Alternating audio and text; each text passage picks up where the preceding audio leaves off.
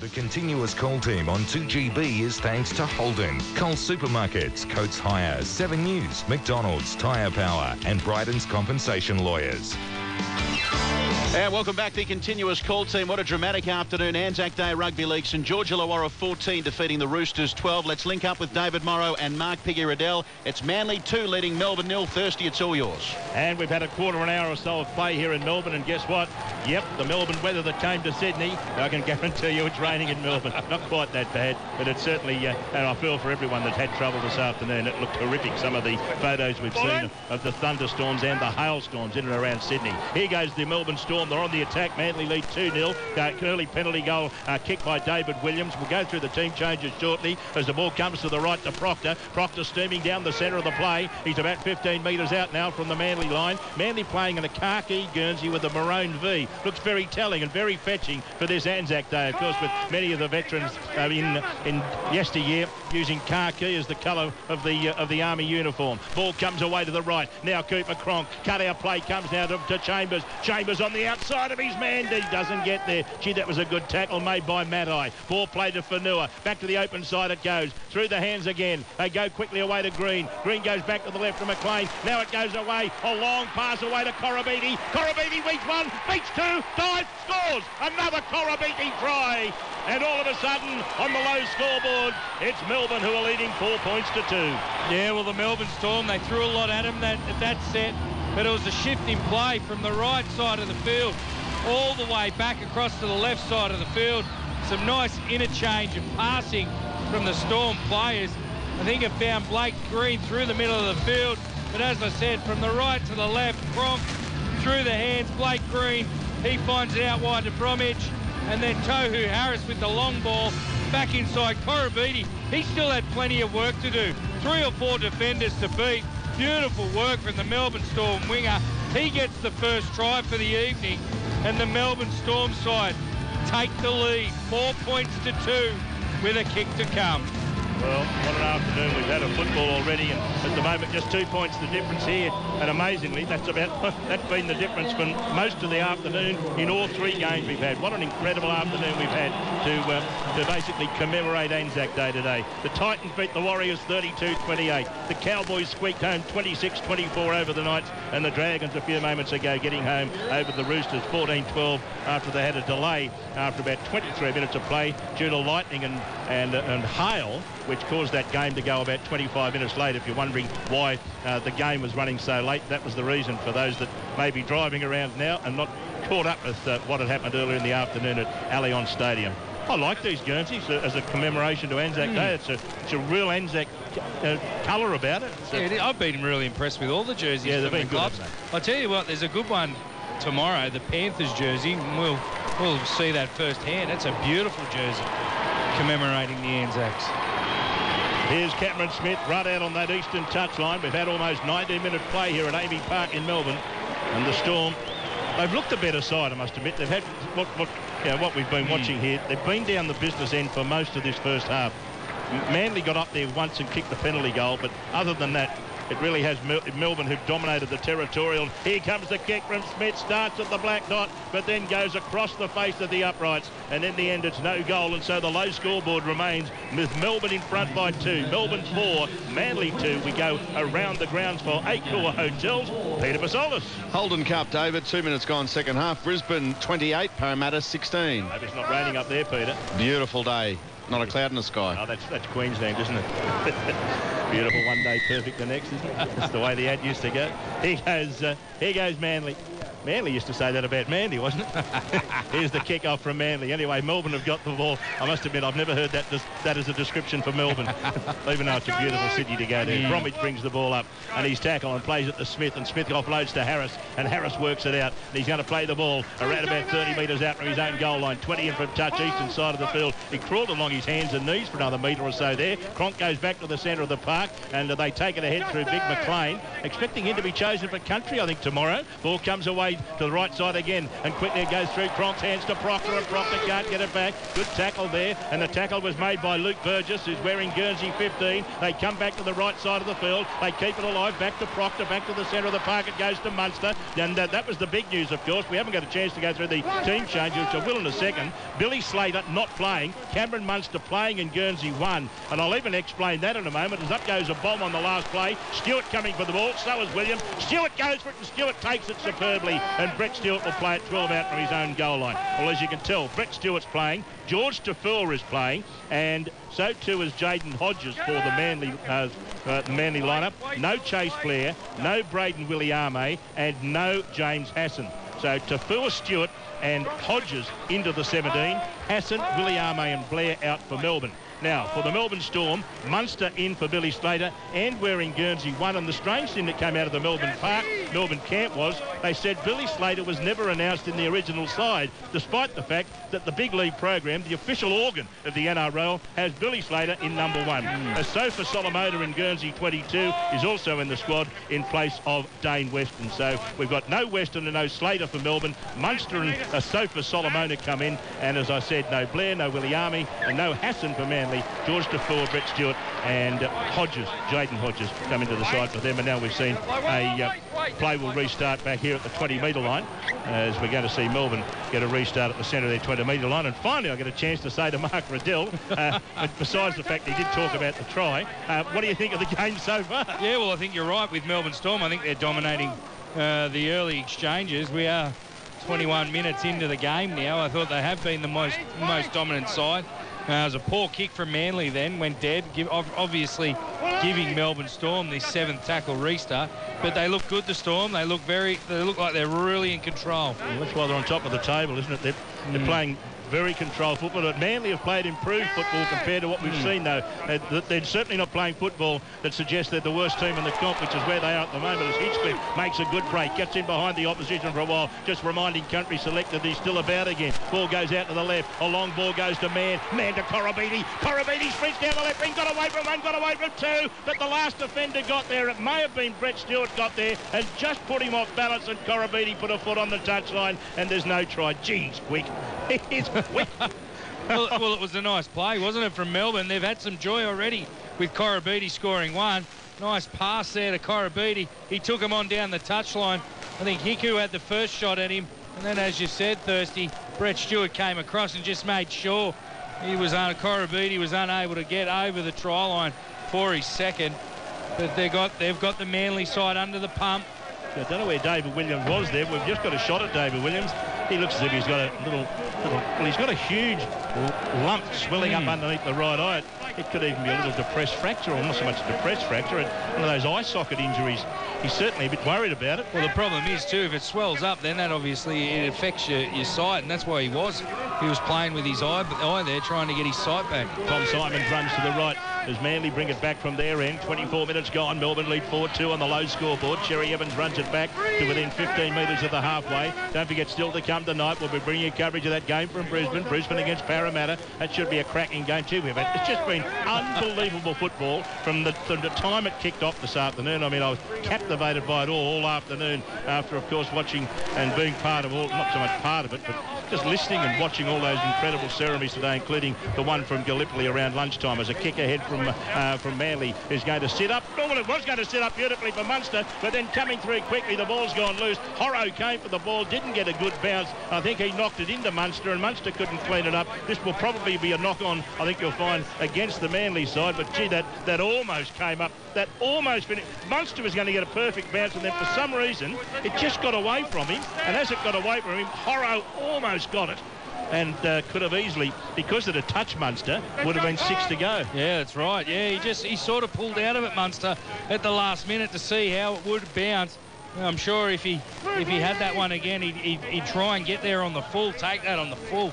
You just can't trust the rugby league ball. Nice shot. See ya. Gee, Willie Mason or Horrow? No, it's Horrow. Horrow's hit Green.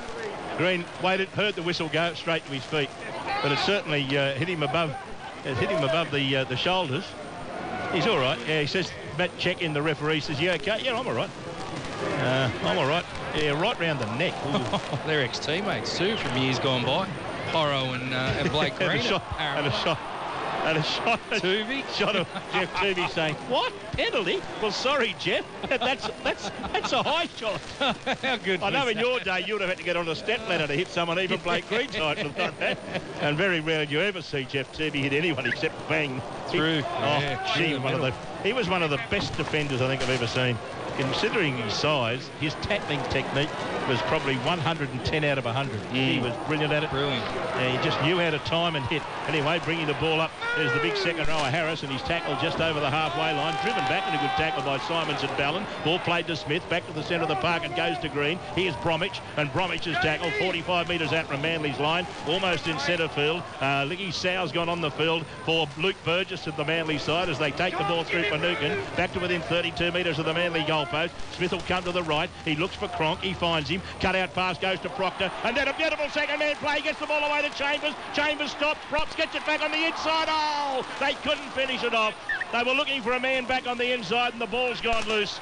And it wasn't Munster. I'm just trying to pick up who it was. I think it was Ryan Hinchcliffe who tried to get a pass. Wasn't the best pass, but one that probably 99 times out of 100 Ryan would have caught, and that would have been a try. And he was just looking there. I don't think he was watching the ball. But gee, hasn't Chambers played? Well, he's been such a good footballer for a long time, but he's just consistently good. Anyway, score on the low scoreboard. Melbourne 4, Manly 2. Let's go round the ground for Accor Hotels. Pit results. We've had 8.5 played in the second half of Holden Cup. David, Brisbane 34, Parramatta 16. Promising though again. And obviously this ground isn't anywhere near as wet as the conditions they had to endure out at Allianz Stadium this afternoon. And they're playing dry with the football, which suggests that what rain has fallen in Melbourne hasn't affected the it's not too ground much. I'll tell you what, it was a nice play that they put on the Storm, wasn't it, for Chambers to get through? Now taking the ball up is Williams, so he's showing no effect at the moment of that right cheekbone problem he seems to have, but he's going to play it about 15 his own side of halfway, 15 in from the eastern touchline. They send it out the back door. It goes to Brett Stewart. Brett Stewart's rounded up and put down a good tackle there, and the tackle was made by Finucane, finished off by Smith. 15 shy of the halfway. They go back to the centre of the park. Taken up was Horrow, and Horrow's going to play the ball. He's going to play it just short of the halfway line as Ballon comes into dummy half. They'll go back to the right side. In fact, Ballon goes out of dummy half and decides to kick himself. It's not a bad looking kick, and then it bounces and runs parallel with the touchline. Munster runs back with the ball, then brings it back and runs into a solid hit. What a solid tackle it was. Cherry Evans is one of the defenders, and Peter Hickey was the other. As they move the ball, and it goes from one winger, Korobiti, to the other, Fanua, and Fanua almost dropped it there as he was hit with a big tackle from Horrow and Matai. Ball comes back to the right to Proctor. Proctor away to Chambers. Chambers gets away from one. Chambers gets away from two, and then he's hit. He's hit on a solid tackle. I think Matai might have collected him high here. Horrow's come in and finished him off, but I think the first offender is the right arm of Steve Matai. I'm certain here. Horrow's come in and finished the tackle off, but they'll have a look at this. This could be Steve Matai on report and a penalty to Melbourne. Yeah, I agree. Chambers, he comes back off his right foot on the inside. His shoulder collects Chambers in the jaw. I'm sure we're going to see that put on report. And then he's finished off as Horrow comes in to finish the tackle off just for good measure. No malice in it. Yeah. The way that the tackle is completed, he's made contact with his knee in the side of the head. Yeah, He's got a double whammy here, Chambers. About to say he must have a solid head. And the referee, Matt Checkin's putting it on report. Careful. And now Steve Matai went after the referee, and you heard Matt Checkin say, careful, careful. I don't think Matai thought that it was a penalisable offence, and of course with his record, possibly wanting to play for New Zealand next week, wouldn't take much. Even a grade 1 might see him over the mark. Yeah. Even though he loses points all the time, he gathers them pretty quickly as well. As Melbourne bring the ball back, and it's going to be Proctor playing the ball, and out of dummy half he goes through the hands of Smith to Bromwich, and Bromwich is tackled. He's around about 35 metres out from Manly's line, back to the centre of the park, and they go back down the centre, and trying to get in behind the ruck was Hinchcliffe. He's tackled 28 metres out. They go back to the left. It goes to Cronk. Cronk a running play. He found a runner right alongside him, and they're going to play the ball about 10 or 12 metres out on the line here. They'll come back the open side. It comes to Green. Green puts a grubber kick in. It comes off legs, and I think you'll find Manly have got it. Manly come up with the football, and it's the replacement who's just gone out there, Sow, who falls on the loose ball and gets possession for the Manly side. And we saw that in the early game today. I think the Dragons first 3, if not the first 4 kicks they attempted were grubber kicks, all came up Roosters' legs. One of them, luckily for them, finished up giving them some pay dirt, but for the most part, it's amazing how many kicks today have found opposition legs. Well, they're lucky there, Manly, because the referee, I heard him call, played at. They were lucky that they got on the ball first. And it's taken ahead again by Manly as they work it up to halfway. Low scoreboard, Melbourne 4 and lead Manly 2. Half an hour gone here at the match in Melbourne as the kick downfield is going over the head of the winger for Nua. And Munster going back with the ball, watches it. Said, I'm not going to take the odds on a wet field, this going dead. And then he runs into a solid hit. Good tackle. Tafur was one of them. There's another defender up there in the form of Morrow. And no, in fact, it's Hodges who's just come out there. He's put the band on. And Hodges who's come out there, and as we often say, Mark, first involvement as a player comes on the field full of adrenaline. Yeah. It's a mistake.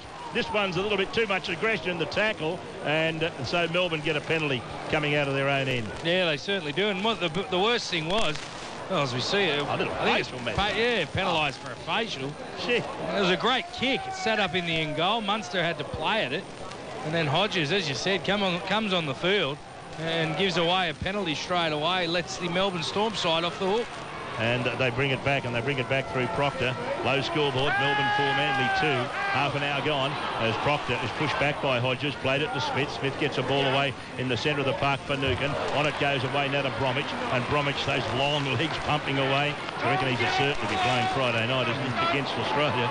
And that test match, of course, up in Brisbane. Ball played to Smith, and they go back to the left side. Inside ball finds Hinchcliffe, and Hinchcliffe was wrapped up. Good tackle, well read there by the defence. Cherry Evans was one of them. He'll play the ball 41 metres out now from the Manly line. Open side, it's fed through the hands at goal. Went to Green. Green decides to go straight through. He's got support. He runs away from Cooper Cronk. Now he throws it to Cronk, and Cronk will score underneath the black dot. Oh, lovely bit of football. Initially, Green ran away from Cronk. Cronk put his hands in the air, and then Green said, you don't know what I'm doing here. I know what I'm doing. I'm dragging the fullback away from you to time the pass perfectly for you to get in under the black dot. Oh, Blake Green, that was beautiful to watch. Oh, I think you know what I mean. Yeah, I knew exactly what you meant. Blake Green, the Manly side, well, they got up far too quick on the outside. They invited Blake Green to run the football. As we see Green receive the ball, a show and go. He beat the Manly forwards, and then, as you said, he ran away from Cronk because he knew he was there. He wanted to give Cronk a little bit more space, so he took the fullback away. He took Brett Stewart away and then passed back on the inside to Cronk. Cronk was very smart as well. Once he hit the ground, he knew in the wet weather, in these conditions, that he'd easily slide over the try line, and he did just that. Momentum, took it straight over. 4 points for the Melbourne Storm, 8-2 with a kick to come. Gee, I love seeing that. That shows the really good fundamental. There's a lot of players that wouldn't necessarily have gone anywhere near doing what Blake Green just did there. But Blake Green just shows you just what a class act he is. Geez, a lot of footballers, Mark, would have just run straight, given it to Cooper Cronk, and Stewart would have cleaned Cronk up, no try. Yeah, and the other thing was, if he had a ran straight Blake Green and passed back into Cronk, there were more Manly defenders coming across. Because he took him away, he opened up that space, and then Cronk was able to slot it right in between. It was a good player's try, wasn't it? Oh, it was really good. As almost in front, here comes Smith, and Smith converts the try on the low scoreboard as Melbourne out by 8 now. Melbourne 10, lead Manly 2. 33 minutes gone in the first half here at Amy Park. Let's go up to Brisbane, or around, well, let's go around the grounds in Brisbane for a call at our hotels. Peter Fasolis. 16 gone, second half Holden Cup, and it's Brisbane 40, Parramatta 16. We haven't even had to go to the Coates High video rep yet. No. It's been one of those games. Yeah, 2 tries, and they've both been certainties. They have been. Oh, I love watching football. I tell you, I love it when I see players put the ball through the hands and draw. I know people say, oh, yeah, and the winger scores in the corner, but it just shows you the value of someone being taught how to play the game. And yet you see these little fancy plays where they throw these 30-metre cutout passes, and hello, 3 defenders get there and crash lace the winger into the corner. You love it when you see good footballers play good football, and that's what Blake Green did there as they bring the ball back. Glasby's out there now for Melbourne. He's going to play the ball just outside his 30. It comes to Smith, and Smith offers it up to Finucane, and Finucane's tackle about 5 metres short of the halfway. Hodges is in there, another defender in the form of Simons. They go back to the left. Smith comes out of dummy half and says, no, let's just bang this down the other end of the park. And Stewart, I think Stewart was out of position for a second. And beautifully read by Smith, and a great chase from Corabetti. Almost caught Stewart in his in-goal area. He was finished off in the end by Harris and also the halfback Cronk. But gee, Corabetti put a lot of pressure on Stewart to make him really get on his bike to save conceding a line drop out there. And Smith, I reckon, he read that to perfection. He realised that Stewart was on the other side of the park and said, let's not kick on 5, let's kick on 4. And gee, Corabetti almost got there. It's amazing what speed can do, Pig. What about he was nearly startled, wasn't he, Brett Stewart, when he picked the ball up and turned around? I think he thought, well, Smith kicked that the other side of halfway. There's no one going to be putting pressure on me. Shows you how quickly he can cover the territory as Manly bring the ball back. Hodges at dummy half. He throws a pass to Cherry Evans. He's going to have a crack at a 40-20. Looks pretty good off the boot. Looks pretty good because he's found touch 15 metres out. That's a great kick from Hodges, from Cherry Evans, I should say. And I think you'll find they'll get the tap kick. And they have it on the scrum line, of course. 15 metres out when the referee says play. That's when they go. That's a super kick. What a way to turn things around. Horrow takes the second kick. Trebojevic takes it up. And he's going to be tackled about 4 or 5 metres out in the goal line. Now this kid wears his socks around his legs. He's a lot easier to pick up. Hodges goes back to the right. A little dummy from Cherry Evans, and then he went and he wished he'd passed, and he was hammered in the tackle, but the referee has found fault with the tackle. I think you'll find there might have been a little high shot in there. Yeah, I think it was a high shot from Hinchcliffe. Hinchcliffe thought he was going to get done for pace, I think, on the outside by Cherry Evans. I don't think there was too much in it. Cherry Evans with the show and go. Hinchcliffe just collected him. It's one of those. I think it looked a lot worse. It's a penalisable offence at worst. It's the way to describe it. Now, Buehler attacks the line. Manly's chance to get back in the game here. They've got a set of 6 right on the opposition's line. John Hodges underneath the goalpost. Long pass comes to the left. They go to Foran. Foran hasn't seen much football. He was involved early in some good defence. He's tackled a few metres out, and they're going on with the tackle too much. And he's having another shot here at Glasby. I think for coming in with a little facial with the forearm. Not allowed to do that. So what are we going to do here? Tackle 2 doesn't make much difference. And all it does is give them a nice 15-minute rest. 15-second rest. Ball taken ahead again by Trebojevic. He's tackled about 5 metres out on the goal line. Hodges goes back to the right. He throws a dummy. Goes on his own. He's taken about 2 or 3 metres out on the goalpost. Low scoreboard has Melbourne in front. 10 points to 2 over Manly. Manly on the attack. Back to the right it goes. Quickly through the hands. It comes to Stewart. Stewart to Hiku. Hiku for the line. Hiku can't get there. He tried to go over Munster. What a great tackle. Mann was there initially, but Munster, as he was going to keep going with momentum, Munster cleaned him up over the top and prevented a try. Out the back they come again. Ball goes through the hands. They play the front man, Trebojevic. He's tackled about 5 or 6 metres out from the goal line. They'll play to Hodges. Hodges goes back to the right to Cherry Evans. Again they keep it going to Simons, and Simons is flattened, but I think you'll find he's been flattened by a player who's been deemed to be offside. I think that's why the whistle's blown. We'll wait and see. Yeah, I think it was a great shot. The Melbourne Storm players are all coming in, back slaps, but Thirsty, you mentioned Munster at the back. He saved a certain try. I think they're ruling forward pass. I thought he ruled... Oh, he's lost the ball. Simons has lost the ball. That was a great tackle through the middle of Simons. I'm just not sure that the...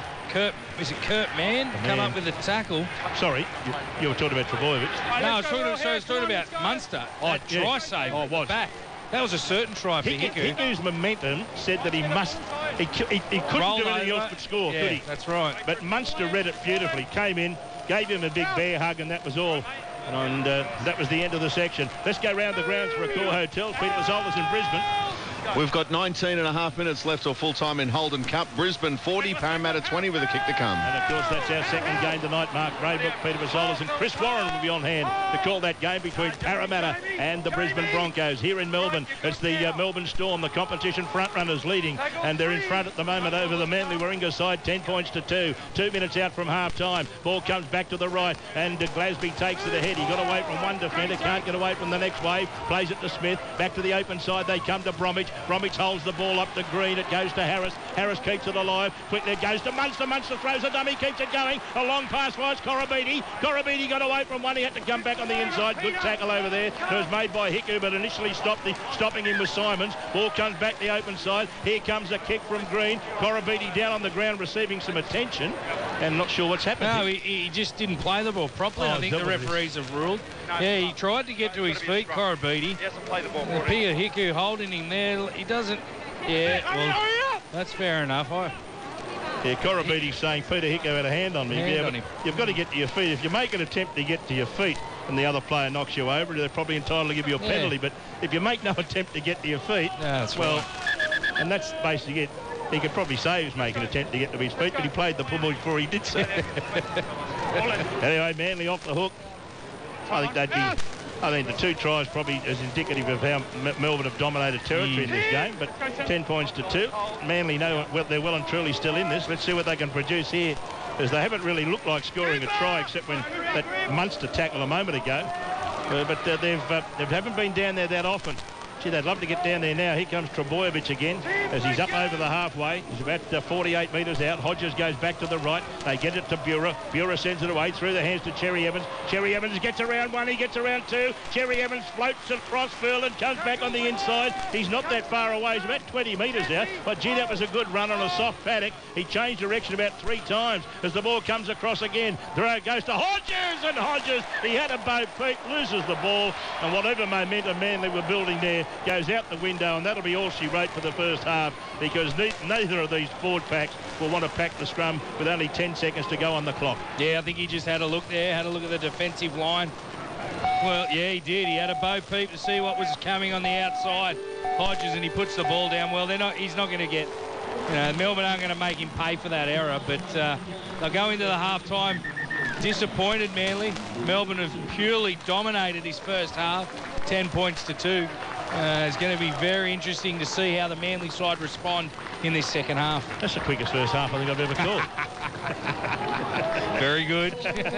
Low scoreboard at half-time has Melbourne in front by 10 points to 2. Tries to Corabetti and Cronk, and Smith kicked 1 goal from 2 attempts, while for Manly they opened the scoring, the Sea Eagles. David Williams kicked an early penalty goal, and that's all that has been registered on the low scoreboard for them. So at half-time, Melbourne 10, Manly 2, time for the tyre power. Half-time break, and here's Mark Levy. Thank you, David Morrow and Mark Piggy Riddell. So 10 points to 2, Melbourne over Manly. Let's check the scores in that Holden Cup match at Suncorp Stadium for Accor Hotels. Peter Basaldis. Mark, 16.5 till full-time. Brisbane 40, Parramatta 22. Thank you, Pete. We'll get a preview off you in just a moment on the first-grade game a little bit later on, which you'll hear with Mark Braybrook, the great Salty, and Chris Warren down on the touchline. And if you're just joining us, a dramatic afternoon where there was a delay in the first half. The referees decided to pull the players off the field with some driving rain, some lightning here in Sydney. But St George Illawarra 14 defeated the Roosters 12 in front of a crowd of 35,110. And just to clear up some dividends there, the footy tab dividend $205.70. $205.70. Earlier, North Queensland 26 defeated Newcastle 24, and Gold Coast 32 over the Warriors 28, 32-28 there. But at half-time in this game from Amy Park, a wet Amy Park, Melbourne 10 leading Manly 2. We'll take a break and have a look at that first half action. Thanks to Tyre Power. Get the power of Australia's biggest independent tyre retailer. It's Melbourne in front, down south at Amy Park. Oh, check out the view, boys. Oh, I'll get my phone. Yeah, good idea. We'll watch the race. They're off now. All eyes survey. Watch every Victorian race live on your mobile, anywhere. Free with Sportsbet. Conditions apply. Gamble responsibly. Paddy's Markets are well known for their fresh fruit and vegetables, but Paddy's is also home to fresh seafood, poultry and deli goods, including a great selection of international cheeses and meats, plus freshly roasted nuts and more. And Paddy's has all your market favourites, including great value clothing, arts and crafts, souvenirs, toys, sporting goods, even party wigs. With over 1,800 stands in 2 huge locations, you're sure to find a bargain at Paddy's. Paddy's Haymarket open from 10 a.m. tomorrow. Paddy's Flemington open from 9 o'clock tomorrow. For all of the details and to check out what stores are available, visit paddysmarkets.com.au. There's 1,800 stands in 2 huge locations, so you really are sure to find a bargain at Paddy's. Paddy's Haymarket open from 10 o'clock tomorrow. Paddy's Flemington open from 9 o'clock tomorrow. Head down and check it out. Fresh Fresh Australian red seedless grapes are in store and in abundance at Coles. Australian grown sweet juicy red seedless grapes are just $2.50 a kilo. Just $2.50. In store and in abundance at Coles. Hurry into Holden for a great range of vehicles packed full of value. Right now, you'll get a $1,000 cashback across the entire Colorado range, like the tough Colorado LS 4x4 crew cab pickup with 3.5-ton towing from just $38,990 drive away, plus a $1,000 cashback. Or the special edition Colorado Storm packed with special edition features, plus a $1,000 cashback. Get into your Holden dealer now for vehicles packed full of value. Holden, let's go there. Sold and delivered by April 30. See holden.com for terms and conditions. Hey, buddy, run onto this with Sportsbet for all NRL matches this Saturday. Place a first try score a bet, and if your player scores a try anytime, cash back up to $100. Sportsbet. Download us. Conditions apply and gamble responsibly. The continuous call team on 2GB is thanks to Holden, Coles Supermarkets, Lowe's, Harvey Norman, Crown Bet, Paddy's Markets and AAMI. Great to have your company. The continuous call team on this ANZAC Day. Half-time in Melbourne. It's the Storm 10 leading Manly 2. A look at the first half action thanks to our good friends at Tyre Power. Piggy, understandably, Melbourne much stronger side than Manly, obviously, and you look at the form, it's a bit of a mismatch, really. The fact that the Melbourne Storm have lost their last, or the Manly side has lost their last 5, the Melbourne have won their last 3. Understandably, they hold that 8-point buffer at the break. Yeah, I think they've looked in control, Melbourne Storm. Obviously, they got their spine controlling things nicely. Blake Green, he's been very, very good. He's been a very good addition to this Melbourne Storm side since the start of the season. He's used to the sort of structures and role and the way they play from where he played in England. He's fitted in very nicely Storm side, and they just look to be in control. It doesn't look like there's too much that Manly are throwing at Melbourne that are phasing him, and they had a bit of joy there, Melbourne tonight. Well, Blake Green set up that second try to Cooper Cronk, just drawing the fullback in, gave it onto the halfback, and through you went under the black dot. Yeah, well, Manly overread things there. They had already gone up past the ball on the outside of Blake Green. Blake Green, it was just a nice show and go. We mentioned it during the call, how well he did once he got to the fullback. He just took him away, created a bigger gap for Cooper Cronk to get through, and Cronk did very well. He played the situation, I suppose, really well. Once he got down, he knew he'd slide over with momentum and the rain or dew on the ground, and they scored a very classy try there, the second one, the Storm. And the first try, Marika Korobetti, he's just been a try-scoring freak in the NRL, hasn't he? And he's been a great pickup for the Melbourne Storm, making the move from the Tigers, and he's got another meat pie on the board. Yeah, well, the list goes on, doesn't it, for players who go down to the Storm and resurrect their career. Korobetti's no different. I'm sure Coach Craig Bellamy's just given him a very, very simple game plan of what he expects from him, and he's doing it for him. That try that he scored, it was a brilliant piece of play from Melbourne. They got it from one side of the field to the other, and then Korobetti, as we said in the call, he had 3 or 4 defenders still to beat, and he just does a good job of it. He's a great finisher and stepped back on the inside and was able to get the first 4-pointer of the match. So the 2 tries, Marika Korobetti and Cooper Cronk for Melbourne. Cameron Smith kicking 1 from 2. David Williams with that penalty goal for Manly. The score 10 points to 2. Having a look at the stats for half-time for Tyre Power. Penalties 5-4 in favour of Melbourne. Scrums 5-2 in favour of Manly. The Storm have completed 15 of 20. Manly 11 of 16. They've had to make a few more tackles than Melbourne, understandably. Manly 154 to 133. 10 missed tackles for Manly to Melbourne 6. And the errors 5-4 in favour of Melbourne. So they're the stats at half-time. 10 points to 2, as I say. Melbourne over Manly. Let's head around the grounds for Accor Hotels. This other game, which you'll hear with the continuous call team, as I mentioned, Mark Braybrook, Peter Basaldis and Chris Warren to bring you all of the action from Suncorp Stadium and the commemorations on ANZAC Day and the lead-up to kick-off. Let's head around the grounds as we do it for Accor Hotels and preview all the action and say a very good evening to Peter Basaldis. Yeah, good evening, Mark. Good evening, everybody. Beautiful night here in Brisbane. We've had temperatures in the mid-20s today. The playing surface is in perfect order. Expecting a crowd of around 35 to 36,000 for tonight's game, although given the perfect conditions that we have had for ANZAC Day here in Brisbane, there might be a fair walk-up for tonight's game. As far as the team news goes, well, there was big news at Broncos training yesterday with Justin Hodges getting through the session, and he will line up in the centres tonight alongside Jack Reed. Dale Copley will move to the wing, and that is the only change to the Brisbane Broncos team. The Parramatta side will be up in just a moment. We'll let you know as soon as there are any changes there, if any. The referee tonight is Ben Cummins. The assistant referee is Chris James, and the video referees are Jared Maxwell and Ben Galea. Currently in Holden Cup, we've got 9.5 minutes left until full time, and it's Brisbane 44 with the kick to come, leading Parramatta 20. Good on you, Salty. Look forward to hearing your call with Potsy and Chris Warren, who'll be down on the touchline for all of the action from Suncorp Stadium a little bit later on as we do it through 2GB, 4BC, 2CC and Canberra network stations right across Australia on this ANZAC Day. 10 points to 2. Melbourne over Manly at half-time at Amy Park. And boys, David Morrow's rejoining us here in the interactive studio. St George Illawarra, they held on for that 14-12 win over the Roosters at Allianz Stadium. You're a Dragons man thirsty, but the Roosters, they certainly came at them in the second half.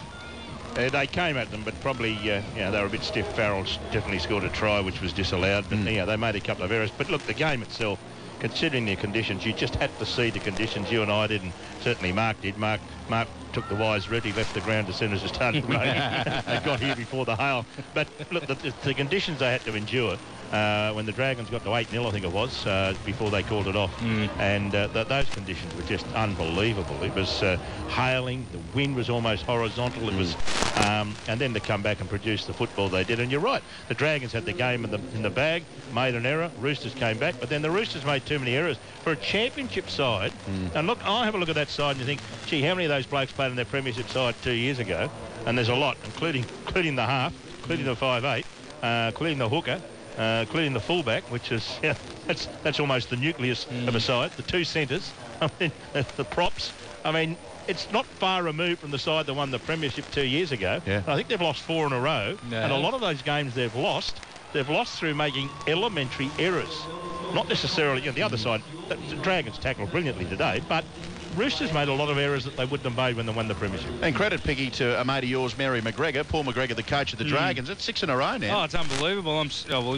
We were speaking off air, and I was just saying how happy I was for him because, he copped he's your man crush. Well, he copped a fair hammering early on in his the first few rounds, and to see how he's turned it around, and I enjoy listening to Mary speak about how he always just very simple way he's got them playing, We just work hard for each other. Everyone keeps turning up, and that's how they play. They've got a great bond, and it's great to see, him having some success with it early in the season. Yep, exactly right. So 10 points to 2 at halftime in Melbourne. The Storm over Manly. 14-12, St George Illawarra defeated the Roosters. North Queensland 26, Newcastle 24, and Gold Coast 32 defeated the Warriors 28. We've had the hail and the driving rain here in Sydney. I've been on the phone all afternoon. We've got holes in our roof at home. We've got the SES at our place. I think I'm going home to a lake. So I'm looking forward to a sleepless night before I join you tomorrow in Penrith. Water coming through power points. That is a major worry. Thankfully, the electricity people are coming. You should come and have a sleepover at my joint. Well, it'll be close to work tomorrow. Close to work tomorrow. Yeah, can I give you a little tip? Not sure what condition you'll be I will not be coming for a sleepover with you. I'll put you on the top bunk in Harry's room. Listening to you this afternoon, you've got a fair bit of meat in the fridge to cook up if you won those 2 meat trays at Warringah. Oh, no, that was the other week. That was the other week. Fair enough. Now, I've just seen an incredible contrast.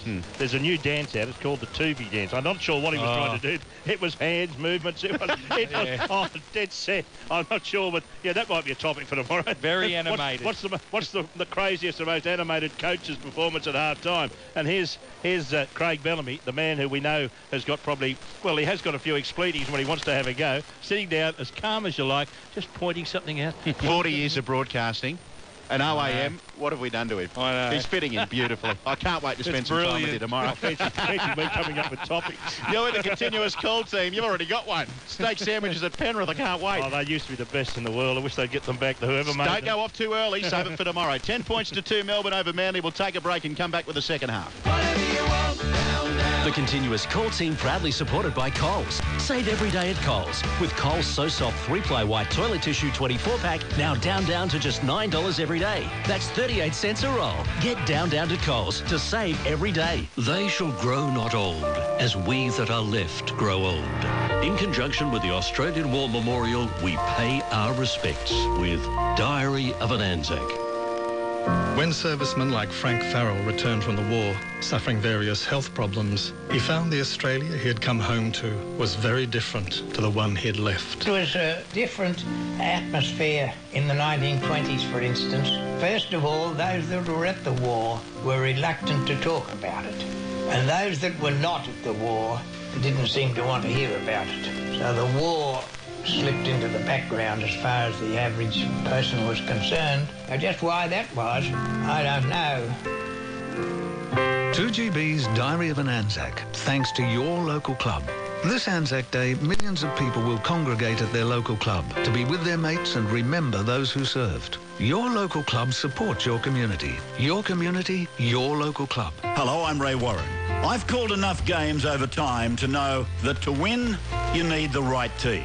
That's why, in times of trouble, you should trust the team at Bryden's. Bryden's are the experts in compensation law and the best at getting you a fair outcome if someone else's actions land you on the sideline. I watch winning teams. When it comes to law, Bryden's lawyers are the best there is. Call Bryden's 1800 848 848. Protecting your future. New Yates Zero Rapid 1 hour action weed killer kills weeds so fast you can see most weeds starting to die within 1 hour. For paths, driveways and gardens, kill weeds fast with new Yates Zero Rapid 1 hour action weed killer. The continuous call team on 2GB is thanks to Holden, Coles Supermarkets, IMB, the Daily and Sunday Telegraph, Shimano, Accor Hotels and Blackwoods.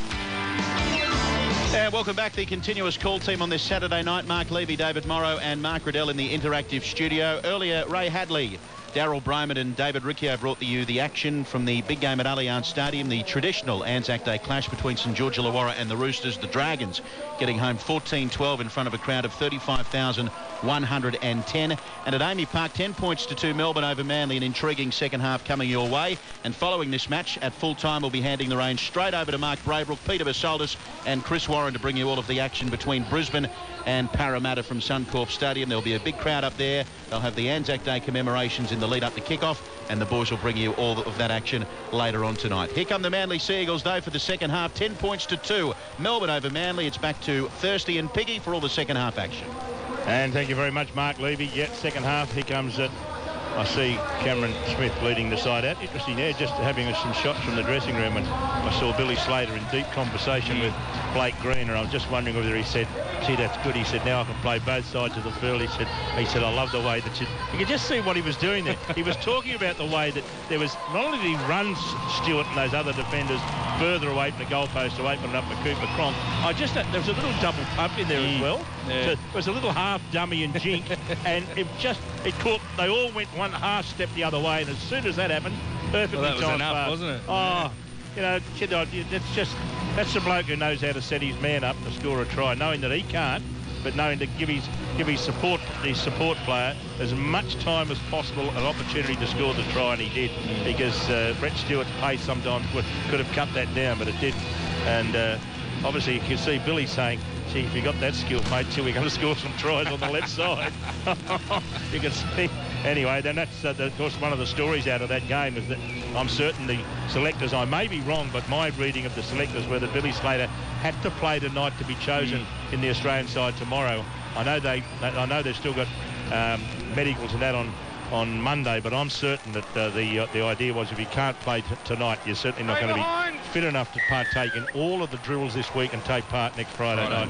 So I think Josh Dugan, well, it's going to be moot point, isn't it? Will they choose Dugan at fullback, or will they pick Inglis at fullback? But we'll find out tomorrow when you're on the continuous call team. We're out at Penrith live from midday, so we'll have all of the Australian and New South Wales country and city teams after the 5 o'clock news. Manly bring it back, and they're going to play it about 30 metres out on their own goalpost, play it now to Hodges. They're up the MCG end in the second half, Manly, the northern end, or you could almost call it the Manly end, as the ball's going to be played now. And it goes to Hodges. He goes back to the left to Bura, and Bura runs into a solid tackle. Finucane's one of them. Another one over there is Bromwich, right near halfway. It's a nice tumble to run into, isn't it? Opening moments of the second half. No change to the half-time scoreboard, obviously. Melbourne still lead Manly 10-2 on the low scoreboard as the ball goes back to the left. On the last play, little jinking kick in behind the opposition. I tell you what, it goes past Munster, but Munster might have let it go on purpose. He picked it up on the bounce. It almost bounced awkwardly for him and allowed the Manly defence time to get down and drive him back into the end goal area. Fanua brings it back, and he's taken a good tackle by Trebojevic and Morrow, about 10 out from his own goal line, as now the Storm try and work the ball down the centre of the park. Korobidi comes in, takes a bit of pressure off his forwards as he works it out to the 20. Smith will go in at dummy half. He goes back to the right, taking ahead as Finucane. See, look at the greasy ground.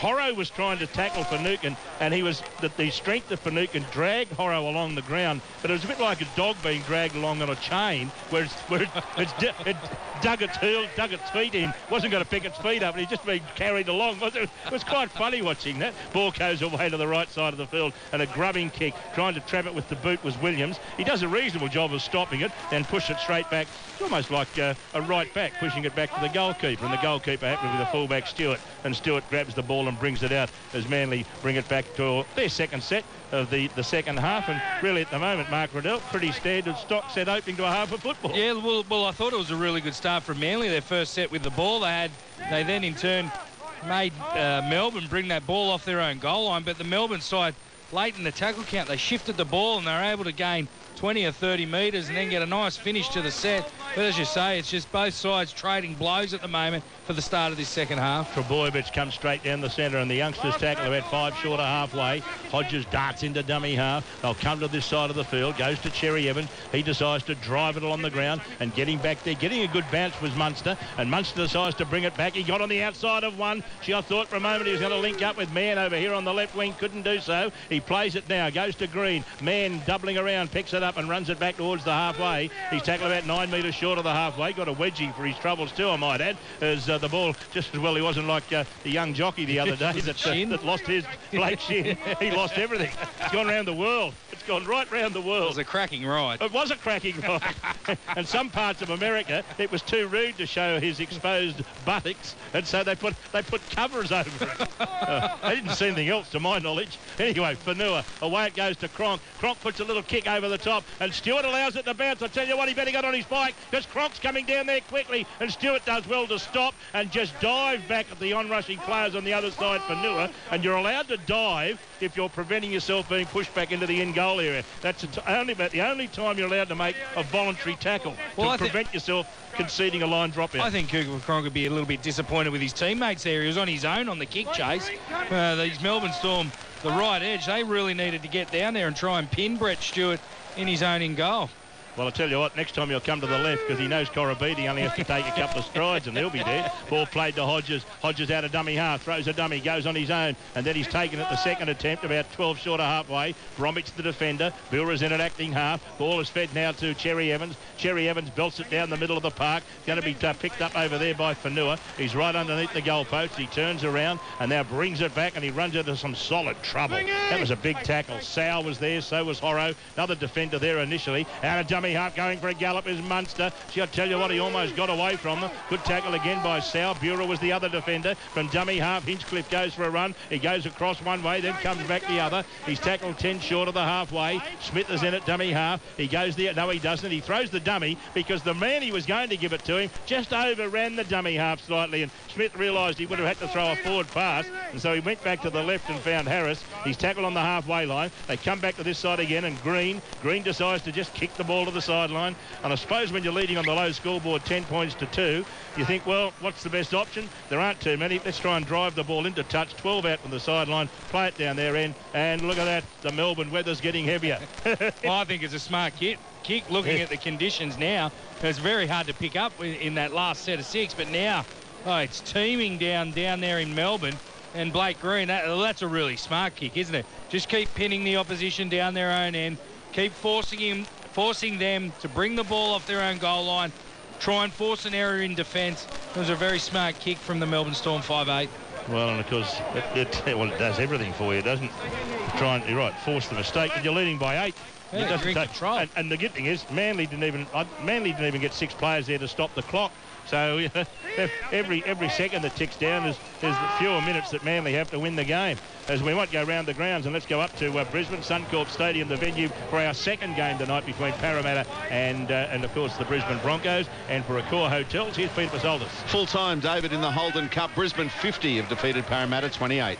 And Hodges has the ball at dummy half here. He offloads the ball to the left. It went to Sow. Quickly it goes to Brett Stewart on the left. He throws a dummy, goes on his own. He's tackled about 4 metres shy of the halfway. About 20 metres in from touch on the eastern side. Hodges keeps it going and they keep going to the left. They send it away to Horrow. Horrow's tackled. He got down to within 40 metres. He gets up and has another go. But I think the referee said, no, you're effectively held. Go back and play it.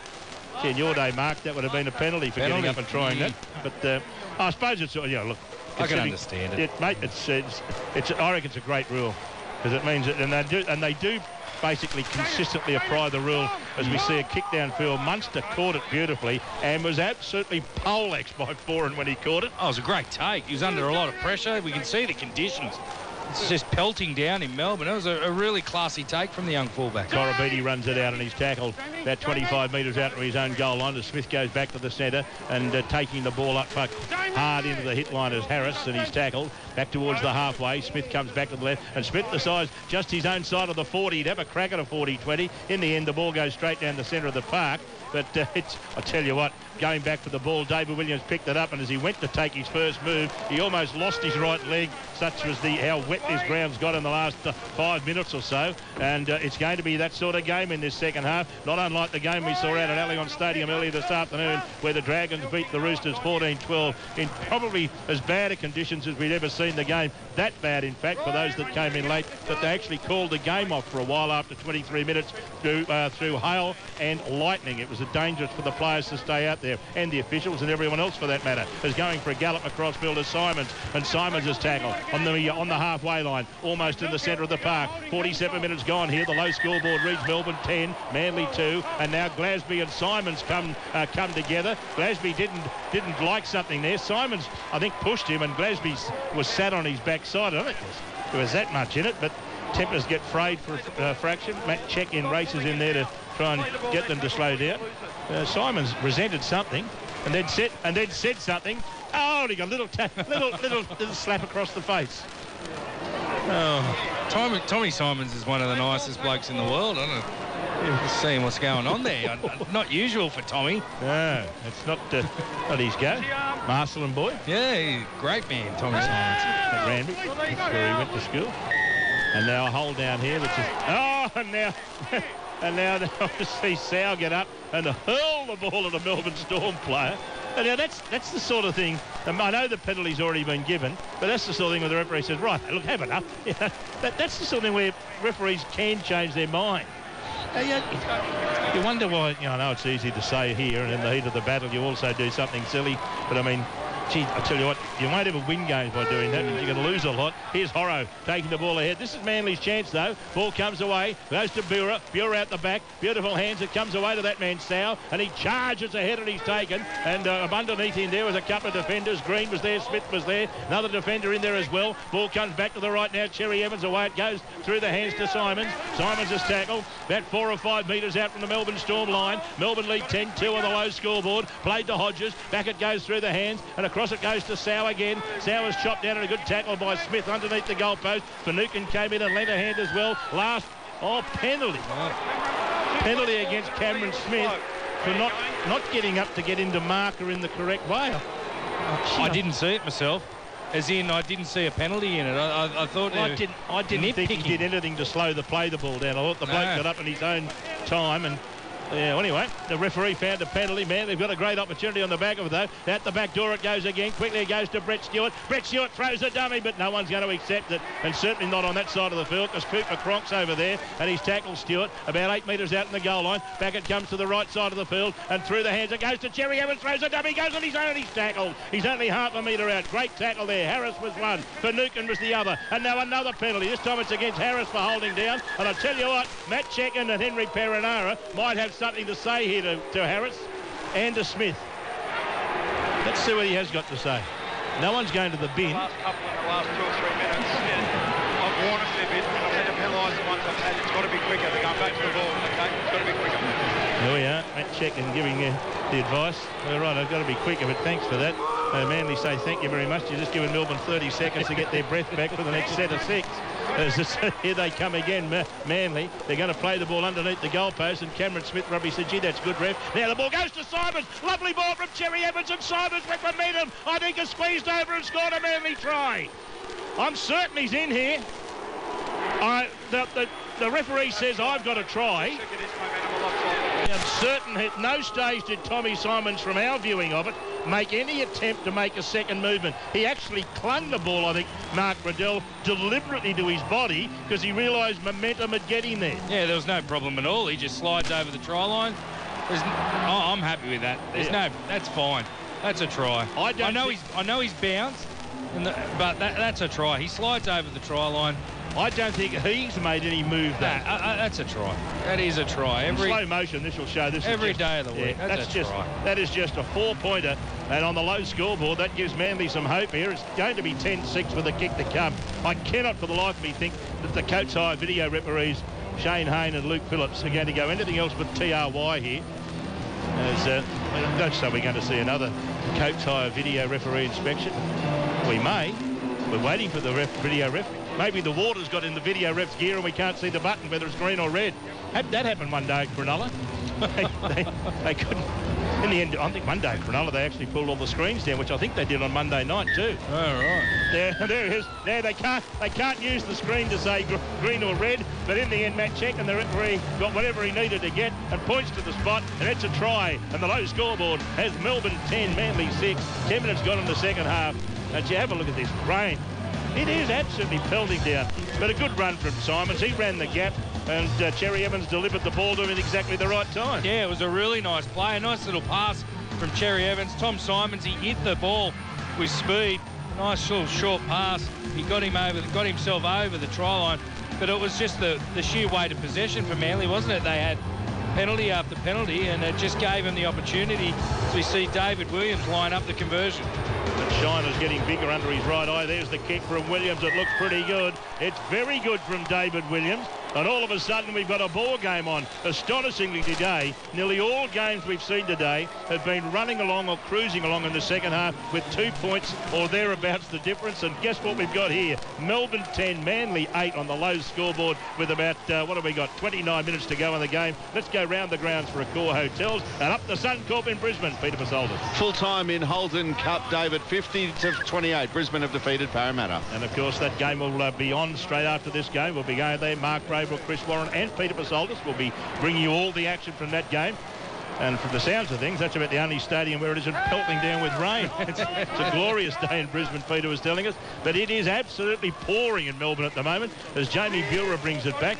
And isn't it nice that the weather gods were so kind to us in most parts of Australia today that at least during all of the early morning dawn ceremonies and that the rain made it possible for so many hundreds of thousands of people to get out. The marches, they all got commemorate. Yeah, it was great. Here goes Buhrer playing the ball. They go back to the left and Hodges gets a pass away and they go down that left side quickly. And there's a second tackle against Horoji. That could have easily been a penalty against Cronk. They go back to the centre of the park. Up goes a bomb and Stewart's coming through on Munster. Munster's going for the ball and Munster kept his eyes on it. I think in the end, I'm not sure Foran and Stewart came for it. Foran was there and made no attempt to catch the ball, and the second tackle against Manly is going to be a penalty here. Munster went to get up and play it, was pushed down and not allowed to get up and play it as quickly as he wanted. So penalty to the Storm, not just going to make much difference. Can't really tell whether this rain's coming from the south or just coming across the ground. And it's coming from the sky. Thank you, Mark.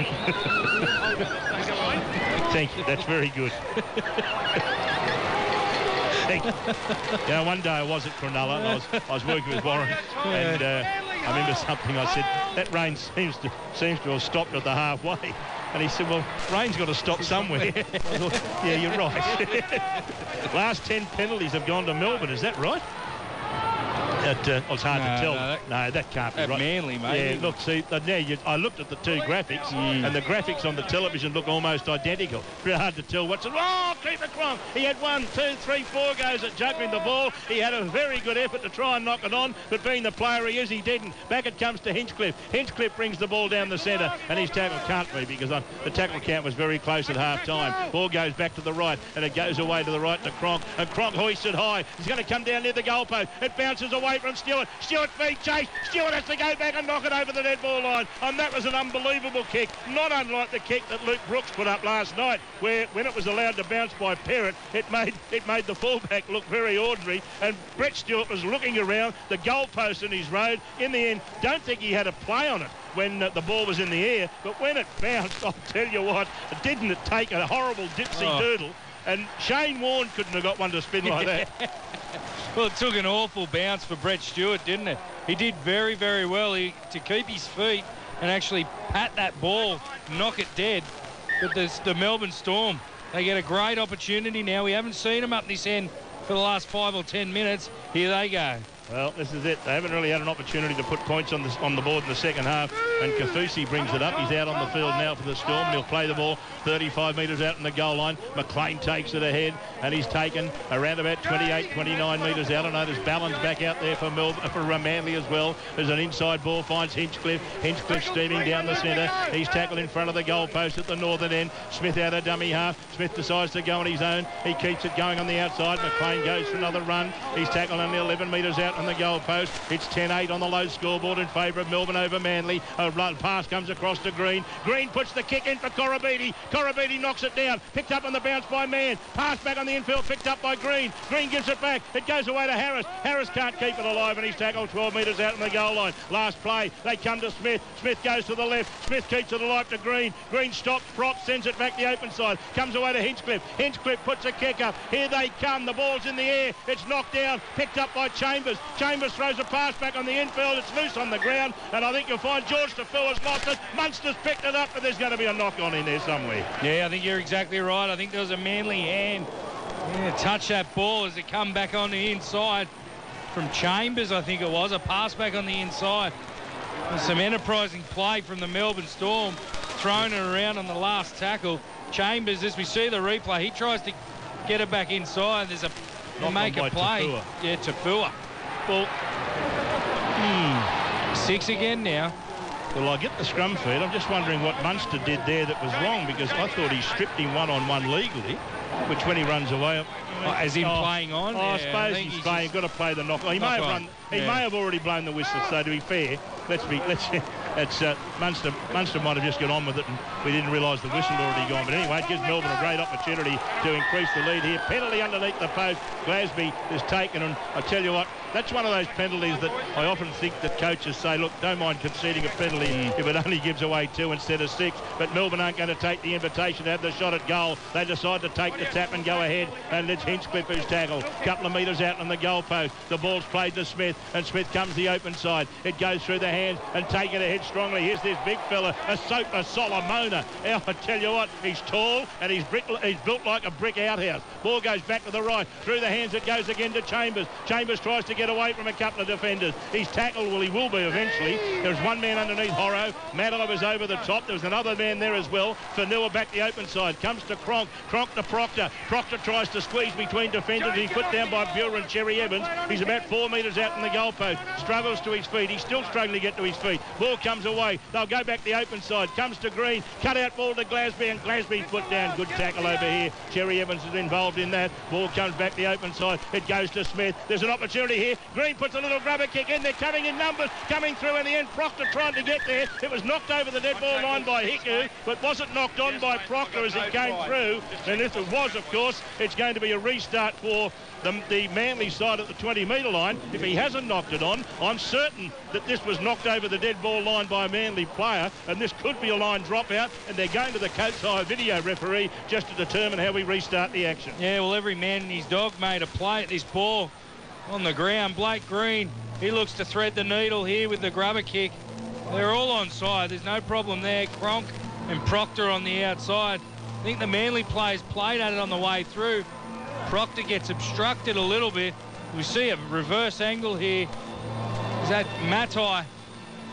That's play on there. There's no problem there. Well, I don't think that doesn't look as if Proctor's touched it. He goes again. And then in the end, I'm not sure whether Tafua's touched it. No, I'm not sure in the end then whether the last player has touched it, which might mean that the kick is the reason the ball's gone dead. No, I don't think Matai's touched it. I don't think Proctor's touched it.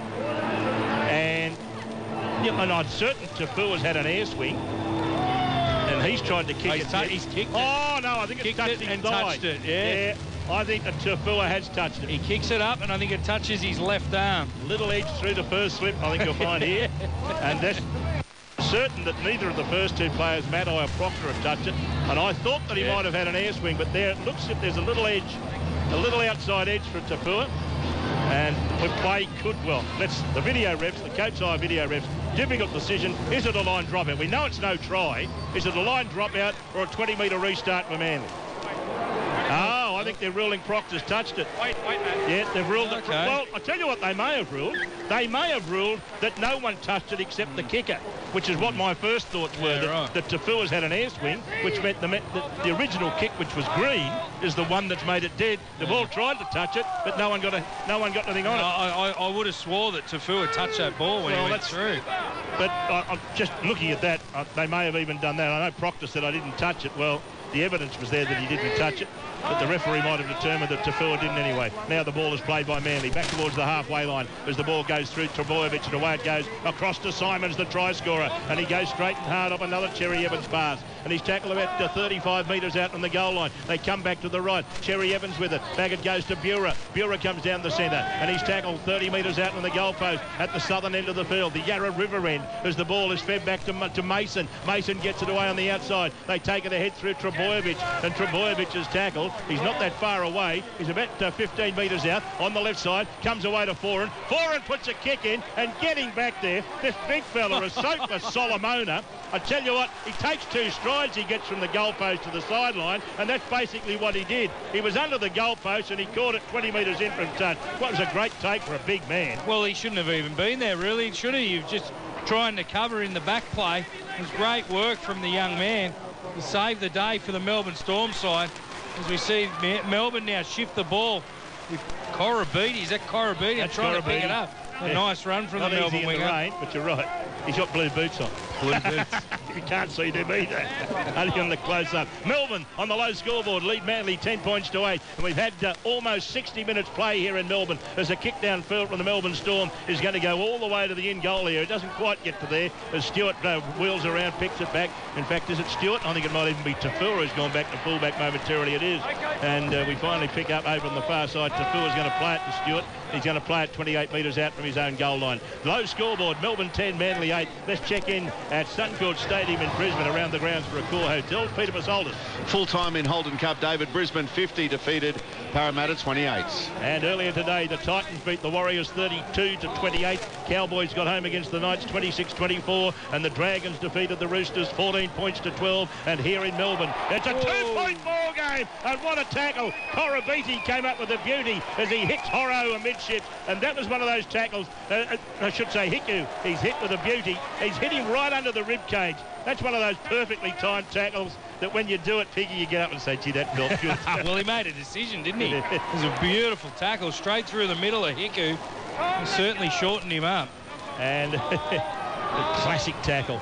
Ball played to Green as they've got the ball back here, the Melbourne Storm. The rain seems to have eased a fraction here, but gee, it's difficult conditions for the players to play under. 60 minutes gone in Melbourne, 20 to go, and on the low scoreboard, Melbourne lead 10 points to 8 as they bring the ball out to about 30 metres out from the goal line. Fanua gets it away. They bring it down the centre, and they've got the ball again. This is the big fella, Asofa Solomona. He's tackled 9 metres short of the halfway, plays the ball. Out it goes to Smith. Smith decides to kick, and he kicks behind the winger. I think he's kicked early again in the hope that he can trap the winger, but the ball will just go dead. 7 tackles from the centre of the 20-metre line coming up for Manly. Well, I think it's about half a metre too long there from Cameron Smith. Gee, the right idea. You think it'd sit, wouldn't you? You think it'd slow right up. But it's freakish how these champion people, the conditions change, but yet somehow they can still keep the ball on the sixpence. It's they're the old coins. Yeah, I've heard. Real small ones, aren't they? No worse. 30 metres out to the goal line. Manly, this is hard to believe. This is 1 versus 16 on the competition table, and at the moment, 16's 2 points off the lead. It's 10 points to 8 in favour of Melbourne over Manly as Cherry Evans goes to the right, and he's going to be tackled, and he's tackled just inside the Melbourne Storm territory by Green and Mann. They go back to the left. It comes to Bura. Bura runs straight down the centre, taken by a sofa Solomona, and he's tackled about 35 metres out on the goal line. He'll play it to Ballon. Then Ballon goes back to the left. What are they going to put on here? Comes to Foran. Then they go hard, straight and hard, and they're tackled around about 22 metres out on the goal line. The ball's going to be played. It comes back the open side. It fed to Cherry Evans. He puts the kick up. Where's the ball coming down? Going high, Corabini. Corabini had it, lost it, but he was tackled in the air. And that's why he lost it, says the referee. Penalty to the Storm. Yeah, the referee was right there. He was just waiting to see what happened. Corabini, he went up for the ball. Oh, I'll tell you what, I just saw... Oh, no, David Williams, he just pulls Corabini down as he was still in the air. At first, I thought Williams was competing with the ball, and then once Corabini caught the ball, Williams then brought him down. It's a great penalty for the Melbourne Storm, but very well done from the referee. Yeah, he just hooked his arm while he was in the air. Very late. He basically affected a tackle while he was in the air. Originally went for the ball, but on the way down, he tackled him before his feet hit terra firma. Here's Bromwich, who's back out there, and he takes some giant strides down the centre of the park on Jamie Bura. That's a sad sight. He's done a knee, I'd say. Hard to tell here from our vantage point. Our medical studios aren't too good at this point, but he was carried from the field, and the way he was holding one of his legs there, it looked as if it was probably a knee problem. Lower limb. Certainly it's a limb problem. And that's not good news, because that looks as if he won't be back today, but the way he was carried off, it may well be an injury that would keep him out of the game for a little while. A kick over the top from Green. It's not a bad kick. Stewart goes back with the ball. It's loose in the in-goal area, and in the end, I think you'll find it's gone over the dead ball line, although I tell you what, flying through, one of the Melbourne Storm players has almost got there. I think he's grounded it on the dead ball line. But if the ball's got to the dead ball line, Cooper Cronk, when he's grounded it, I think you'll find it's come off Stewart. So it would be Stewart pushing the ball to the dead ball line. Here's the kick, little kick from Green, goes over the top of them all. Well, the first thing they're checking is the onside. They're all onside. Well, they're all onside. That's the first thing. So I don't think there's any chance of it being a try. And I know that Cooper Cronk doesn't think he scored, but I thought that Stewart knocked it back. Let's have a look here. Well, Stewart's knocked it. Now, then did Corabini knock it after that? Yeah.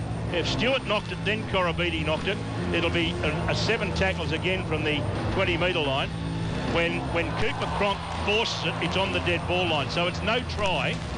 And I'll tell you what, did it come off Corabini? It comes off Corabini's shoulder or arm. I think you got it right the first time. I think it's come off Corabini's arm.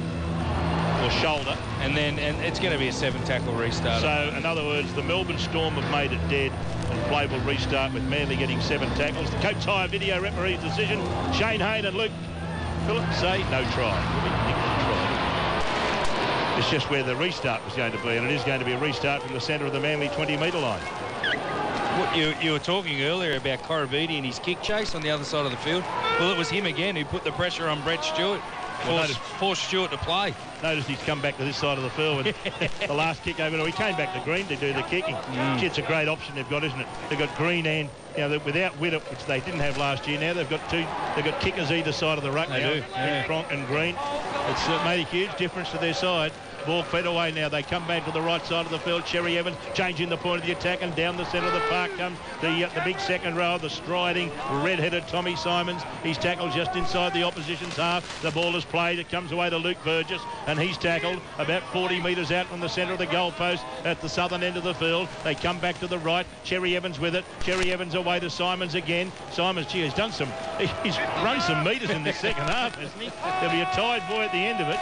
Cherry Evans and he seem to have done all the work on this right side of the field. And speaking of Cherry Evans, there he goes again. Up goes a kick. Hiku coming through. Ball is knocked down. Knocked on for mine by Stewart. Picked up then by the Melbourne Storm. Sent away to Corabini. Corabini sprints from one side of the field to the other. Then he goes straight through. He's striding downfield, and he's taken a 3-man tackle, 32 out from his own goal line. He's no good. I think he's hurt here. It was a sandwich tackle. Stewart was in it. George Defoe was in it. There was another one. he seemed to be hit at a horrible angle. And it just all looked awkward, didn't it? The way all the players came in to make the tackle. There was one from the inside for Manly, one from the outside, so Foran on the inside, and then Tafua and Brett. I think he may have collected an arm from Brett Stewart. We'll have to have another look at the replay. Brett Stewart braces himself, and does he collect that? I'm just not sure what he's done here, but I'll tell you one thing he's done. He has not dropped the ball. He's kept the ball at his arm. Yeah, he cops the right forearm, I think. Copped the forearm. And there was nothing vicious in it. It was just the way that they were all trying to brace themselves for the contact. And it happens in this, but I'll tell you what, if it has made contact with the head, we'll wait and see, because he's coming off. What have we got here? Well, Brett Stewart be in a bit of trouble because he's bracing himself like a... Oh, let's see here. Here it is. No, well, it's going to be a penalty to the Storm. He's bracing himself like a shoulder charge. I know it's not, but that's what it looks like. Yeah, it's on report. Gee, I think that's stiff. I think Brett Stewart was doing what a lot of blokes would have done, bracing himself for the contact, and as Corabetti was collected by the other two, the contact... It's just the fact that he's braced himself in like this instead of out like this. But yeah, in the letter of the law, with the rules. For those not watching Piggy at the moment, he actually spread his arms there. He's getting ready to make a tackle. That's why he said breaking himself like this, as if he was going to shoulder charge him, and not bracing himself, preparing for a tackle. But I think if you have a look at it, see, I think he's been a bit stiff there. But of course, they get a free interchange because of it, because it's deemed to be foul play, and they get a penalty, and they go on the attack. And a free interchange in a game like this can do you the world of good. Yeah, it was only a winger. He's only a winger. Yeah, but he's a pretty good one, though. As the ball's taken up, he might replace him with a forward for 15 minutes. Because most of the players in the forwards, here they the Melbourne Storm. They go back to the right. Now quickly it goes away to Cronk. Cronk away to Munster. Munster cut out ball to Fanua. And there's another example of where if you go through the hands, not sure it would have made much difference. Chambers wouldn't have been able to put Fanua away. Now it goes back to Cronk. Cronk feeds it to the centre of the park to the big fella Bromwich. And Munster went racing up in front of him and went straight to the ground saying, I'm not stopping it. I'm not going to be involved in any obstruction. Ball's played 12 metres out in the goal line. They go back to the right. Cooper Cronk. That's a crossfield kick. Not sure who it was meant for. It might have been meant for the official, but it certainly didn't find anyone that from his own team. It went out on the full by some margin, and as a result, it's a turnover to Manly. 15 minutes to go in the game. 10 metres out in the goal line. If I suppose we're going to make a mistake, Mark, make it 10 minutes out from the opposition's goal line. Yeah, look, I think it just came off the outside of the boot for Cooper Cronk. Went too far sideways, not enough into the corner and give his winger an opportunity to contest the ball. As you said, sorry, Dave, perfect position to turn over the football, coming off their own goal line. Manly bring the ball out from their own end. They trail by 2 on the low scoreboard, and it's Melbourne who lead 10 points to 8. We've got 14 minutes left in the game. Can Manly pinch this game? Is it going to be Cherry Evans who plays the ball? 12 short of the halfway. Through the hands it goes. Across field to Foran. Back it goes to Mason. Mason takes the ball up and he's tackled a metre or so short of the halfway. I think we've got another penalty coming up here, and it's going to be a penalty to Manly. I tell you what, this is a great opportunity for Manly here. So, you see what the referee indicated there. Nor did I hear it. I think it might have been something in the tackle. I think Mason lost the ball, so probably a strip. Haven't seen a replay as yet. Anyway, I'll tell you what it's done. It's put a little bit of doubt on the Melbourne Storm's mind, because here... Oh, no! Commentator's curse has landed. Tommy Simons has had such a big second half. As he gets the ball from the tap, he knocks it on as cold as you like, and the Melbourne Storm are off the hook. 13,948 the crowd in Melbourne as they endure the wet conditions. And just when you get a spring in your step, getting ready, probably the man who's done more work in the second half than any other Manly player. Well, 13 hit-ups for 90 metres and about 34 or 35 tackles. He's had a wow of a game. Oh, you got a feel for the young fella. And he's packing in a prop forward of the scrum. They said, yeah, right, because you dropped that, you can pack in a prop here. He probably thinking, well, the way the props work in scrums these days, that's the best place to be in a scrum. You don't have to do any work. The Melbourne Storm off the hook there momentarily as they work the ball back to the halfway through for Nukin. They go back to the centre of the park and taking it up is Bromwich, and Bromwich is tackled. A few metres his own side of halfway. Smith out of dummy half. He sprints downfield because a couple of Manly players weren't back to 10, and I reckon Manly only went about 8 metres before he was tackled by the two players. They might have been lucky not to have got a penalty there. Ball comes to Hinchcliffe. Away it goes on the left side of the field. Goes through the hands, and again, it's a good run, and taking it up is Glasby. Ball played to Smith. Smith gets it back the open side. Goes away to Green. In turn, it goes then to Cooper Cronk. Cut out ball to Chambers. Chambers comes back against the grain. Just for a moment, I thought he was going to slip a ball to Munster, and he was in open space. Munster, the kid at dummy half. He feeds Cronk, and Cronk goes high to the air. It's going to come down. It's going to come down in the in-goal area. It bounces! And they try to knock it back into the in-goal area, but I think you'll find that it's gone dead. And so Manly will get 7 tackles from the centre of their own 20-metre line. And what have we got? 11 and a half minutes to go in the game on the low scoreboard. Melbourne 10, Manly 8. Well, again, the Manly side allowing the ball to bounce in the in-goal. You see the replay, it only bounced half a metre or so inside that dead ball line. But as you said, Thirsty, the Melbourne Storm players unable to tap it back and make a play on it, and Manly now with that 7-tackle restart. Maddie takes it up. Hasn't been involved much, Maddie, but that's because for the most part today the ball has been in the middle third of the field because of the weather, and they really haven't gone to the left side much, Manly, at all. They've made all their plays to Cherry Evans and Simons on the right. Yeah. And here comes Simons again for a gallop. He's tackled 32 metres out, and from dummy half they go one way, then they go the other as Ballon takes it down the centre. And the Kingaroy kid has tackled 20 metres out on the goalpost. Played it to Cherry Evans. Back the left side they go. It goes to Foran. Foran's putting a kick in for Tafua. Tafua for the line. I think it's going to beat them all over the touch and goal line. And what's the referee going to rule? Tafua was tackled, I think, or pushed out of the road, so he couldn't get a play on the ball. I think this is going to be a penalty. I think he's penalised Manly. Has he? For pushing. I don't know why. Well, Tafua certainly was knocked over, but I don't know. Oh, no. Yeah, you're right. Sorry, I got that one wrong. Well, he's ruled that Fanua has run Tafua off the ball illegally. And I'm not sure, well, you'll never know whether Tafua would have won the race, but it was a beautiful kick because when you saw it leave the boot, there was no one in a purple jersey back there. And this is the chance. Here's Manly's chance to knock off the competition leaders. Will certainly get to the lead. 10 metres out on the goal line. They come back to this side of the field. And through the hands it goes to Cherry Evans. Cherry Evans plays the second man. Hickey for the line. Gets it away to Williams. Williams, can he get over with the momentum? Momentum, I tell you what.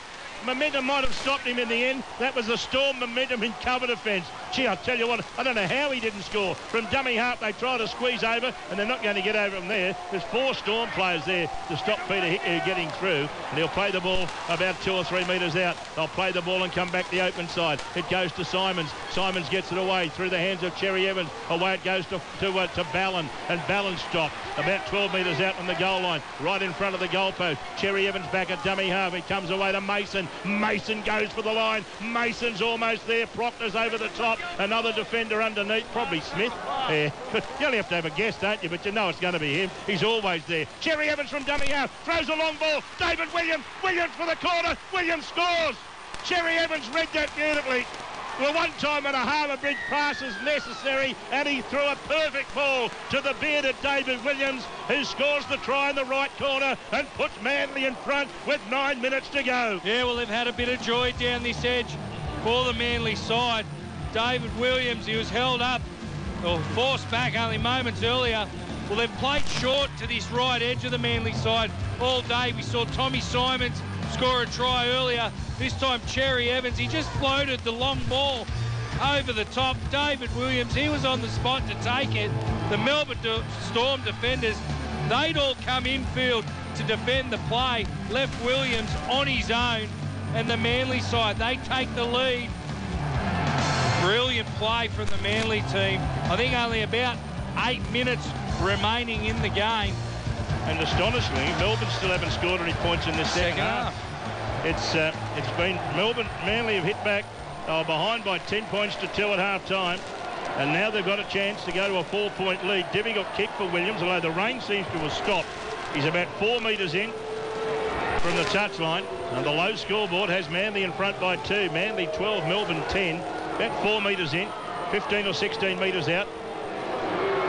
What a night he's had back in first grade, David Williams. He's out wide. There's the kick. Off the boot. It looks as if it's going to go across the face, and then the wind seems to pick it up, and it continues on that vein. But 7 minutes to go in the game, and on the low scoreboard, it's Manly 12, Melbourne 10.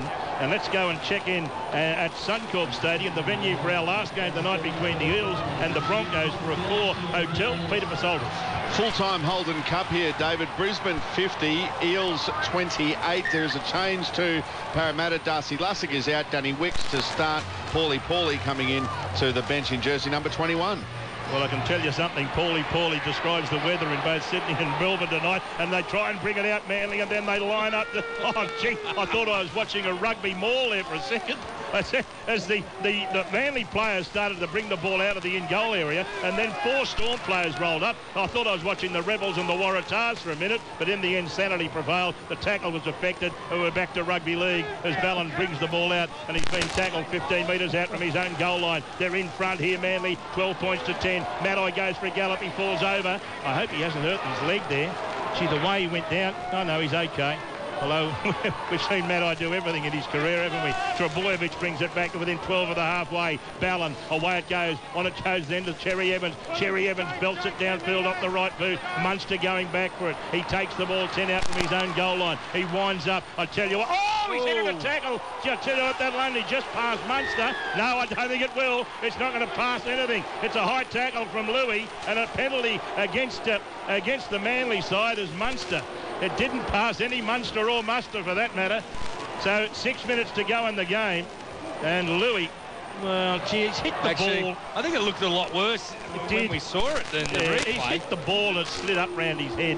But it did look in fast speed, which is what the referee saw, of course. It looked a lot worse than it does in replay. Yeah, that's right. I'm still getting over that Paulie call Thursday. That was outstanding. Here they come.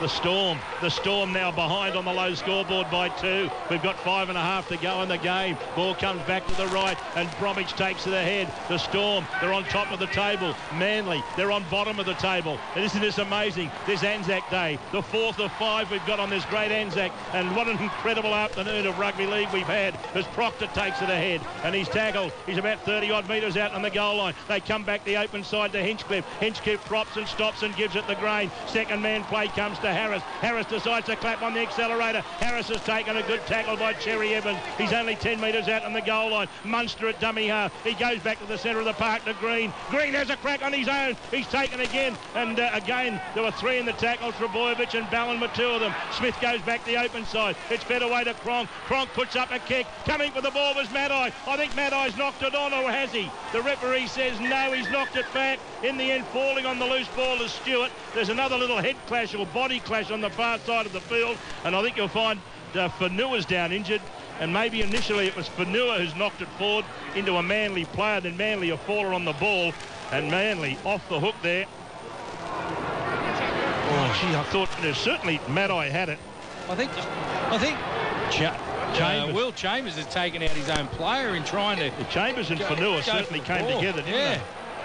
The referee ruled play on. Manly got on the football, so he's ruled that Matthi's knocked it back. Yeah, and Stewart, I think it was Stewart got on the footy. And now a Manly player bringing the ball out is holding his head, thinking that he might have been hit awkwardly here in a tackle. The referee says play on. And at the moment, I think we can work out who it is. I think it might be Laura. Is it Horror? It is too. Now the trainer gets out of the road to give us a look at who it is. and if body language is anything, Horror just said to the trainer, you know where you can go. He said the words, different words to that, but I think you all know what they were. There was only 2 of them used. I can assure you of that. Cherry Evans plays the ball, and out of dummy half they come, and they move the ball down the centre of the park through Ballon, and Ballon pushed over. They're appealing for a penalty. They're not getting it. Mason carts it up under his right wing. 4 minutes to go in this game at Amey Stadium, and Manly, currently the cellar dwellers, lead by 2 over the premiership frontrunners, the Melbourne Storm. The low scoreboard, Manly 12, Melbourne 10. Kick downfield picked up by Fanua. Fanua brings it back. They've probably only got 2 sets left, Melbourne, to get this game out of the fire. Played to Chambers. Chambers sends it to Korobidi, who's back out there after that head knock. He charges ahead on his tackle. A metre or so his own side of halfway. Green's in at dummy half. They come back to the left to Munster. Munster throws a dummy. He's going to be tackled. He's about 40 metres out from Manly's line. He's 10 metres in from touch. Ball played to Smith. Smith sends it back to Green. Green floats across field. He finds Cronk. Cronk in turn to Chambers. Chambers beautifully got away from Maddie. Can't get away though from Tafua. Good tackle, 20 metres out. Fanua at dummy half. He offloads across to Cronk. On it comes to Green. Green runs to the line, offloads to Hinchcliffe. Hinchcliffe goes straight and hard. Hinchcliffe still going. He's 10 metres out from the goalpost. Last play coming up from Melbourne. On the short side, Cronk goes on his own to Mann. Mann with momentum. He's stopped in a great tackle by Hicku and Williams. Great tackle, try saver, possibly even a match saver. Hand over to Manly, half a metre out from their goal line. Oh, Peter Hicku, take a bow. That was a dead set try saver from the Manly. Well, he's playing centre, I think, at the moment. Unbelievable. For all money on the last play. You thought Cooper Cronk had orchestrated a try for the Melbourne Storm, but Peter Hicku was there to stop it. That was a brilliant tackle. He stopped him in his tracks. And they get away, Manly. Only 2.5 minutes left. Gee, when he got the ball, man, I thought all he's got to do is dive here and momentum will get him in, but he was hit. He was hit with such ferocity by Hicku and finished off by Williams. There was no chance of momentum getting to the line. Maddai runs it back to within 12 of the halfway. Ballon gets the pass away to Trebojevic. Trebojevic works it back to within 5 of the halfway line. They're almost in centre field. It's fed to Ballon. Ballon away to Cherry Evans. Cherry Evans reefs it downfield. It's a good kick, although it doesn't get past Munster. Munster read it well. He came across and took it, but Munster's taken it a great tackle, and it's Hicku again as they've really got a spring in their step all of a sudden, Manly. And why wouldn't they? They're running in last place at the moment on the competition table. They're against the team running first, and with only a minute and a half left on the low scoreboard, Manly lead Melbourne by 2. Manly 12, Melbourne 10, and this has to go down as one of the best Manly wins in a long, long time because they've had their backs against the wall, and at the moment they're doing it well. And again, Hicku charges out of the line and effects a great tackle on Munster. The ball's played just short of the halfway. Ball comes back to the left side of the field. They take it ahead to Storm through Mann. Mann's tackle 39 metres out from Manly's line. He's 20 in from touch. A minute 10 left in the game. Surely this is the Storm's last play. Up goes a kick from Cronk. This will be certainly the last opportunity. It's knocked down by Tafua. Tafua picks it up, and because it was knocked on by Tafua, Manly should get a set here and play this game out and come up with an incredible win, and it's going to be a handover. Manly's in no hurry to start the action. Why would they? They know that one set of 6 takes around about 60 seconds, and there's only 45 left on the clock, and unless they make a horrendous error here, and Tafua makes great inroads down the left side, and he's tackled near the halfway line. The Manly Warringah Sea Eagles, they're running last. They'll still be running last, but I tell you what, they've knocked Melbourne out of first place, and it's an incredible performance from them.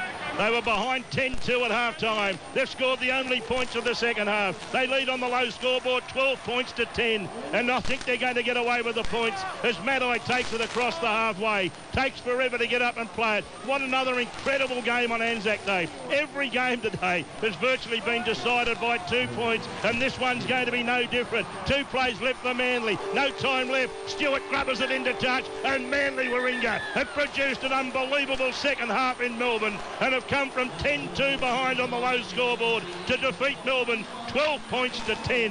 What a performance. And tries in the game to David Williams and Tommy Simons. Williams kicked 2 goals. For Melbourne, Korobidi and Cronk scored the tries. Smith kicked the goal. An amazing performance. Last place beats first place. And what a day we've had. Titans win by 4. Cowboys win by 2. Dragons win by 2. Manly win by 2. Mark Levy and Mark Riddell, I tell you what, if the next game's anywhere near as exciting as the 4 we've had today, we are going to have the seatbelts well and truly tightened for our group from Brisbane. Yeah, we'll hand over to Potsy Braybrook and Peter Basaldis and Chris Warren in just a moment, but to wrap things up from Amy Park, I tell you what, we saw the Tuvey dance at half-time, Piggy Riddell. He might even break into a Tuvey smile after that performance. Oh, it was unbelievable. It was a very gutsy performance from his side, especially in that second half. Thirsty mentioned it. They held that Melbourne Storm side, and they've got a great win. Here's Cherry Evans, thanks to Fox Sports. I understand how important this day is to everyone in Australia and New Zealand, so it's a real privilege to receive an award like this, And your Manly side on the back of 5 straight losses. Pretty important to win tonight. Yeah, it was, mate. Going into a week off, we knew we had a lot of work to do, but this win's very important for our season. I think we showed tonight with the right people on the park, we're still a top 8 side and potentially a top 4 side. There's a long way to go in this season, and we're more than hopeful, and we're very confident in our own ability to be there at the end of the year. Great stuff, mate. Congratulations. Best of luck for the rest of the year, Daly. Yeah, thanks very much. Daly Cherry Evans having a chat to Nathan Fee now. Thanks to Fox Sports for allowing us to take those interviews on the field. So a big win to the Seagulls, 12 points to 10 over the Melbourne Storm. An incredible afternoon of rugby league with the continuous call team. ANZAC Day Rugby League, and it continues shortly in Brisbane with the Broncos taking on the Parramatta Eels. And Thirsty, you touched on the margins we've had this afternoon. What an incredible afternoon. Well, the amazing thing is the last 10 minutes of every game, you've been sitting on the edge of your seat because nearly every team that was behind has had a chance to win the game a number of occasions during the last 10 minutes. Yep. Every team that's behind has had opportunities to win the game at the death, and that's just something special. It's an extraordinary day, especially after last night when we had, I'm not saying, I will say it was a boring game. It was, compared to what we've watched today. Today, unbelievable today. Just on the game itself, Piggy, we've got to wrap Peter Hiku. That try-saving tackle at the end has pretty much handed Manly the victory because Melbourne were coming at him. Yeah, they certainly were. That tackle, and then I think he made about 2 or 3 after that when Melbourne were bringing the ball and they were throwing it around.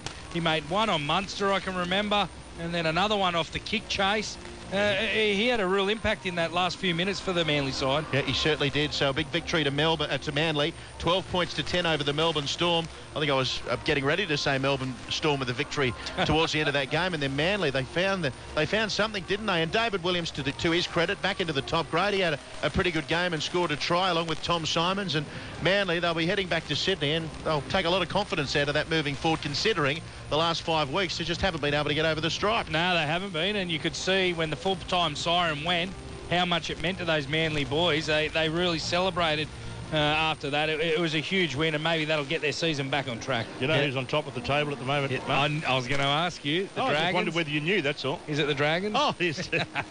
And now Brisbane, of course, if they win by more than 6, they'll go ahead of the Dragons. But it shows you how tough it is at the top of the table. It was only a few weeks ago. I'm glad the continuous call team didn't write them off, and we didn't, because we actually said, get on the Cowboys because they'll have a run, and when they have a run, watch out for them. They're currently basically in a position where they could be on the top of the table with the loss to the Dragons, and they win. They're that close to being on top of the table now. It's not funny. And after 3 rounds, everyone was saying, oh, what a terrible season they're having. Just on a lighter note, Piggy, I do feel the need to bring this up with you. All right, so we're going into... David Thirsty Morrow was on fire in that second half. Poorly, the best way to describe the conditions in Melbourne and Sydney. Brilliant. And then he's followed it up with, it doesn't pass Munster, not muster. David Morrow, you're on fire. Oh, the poorly.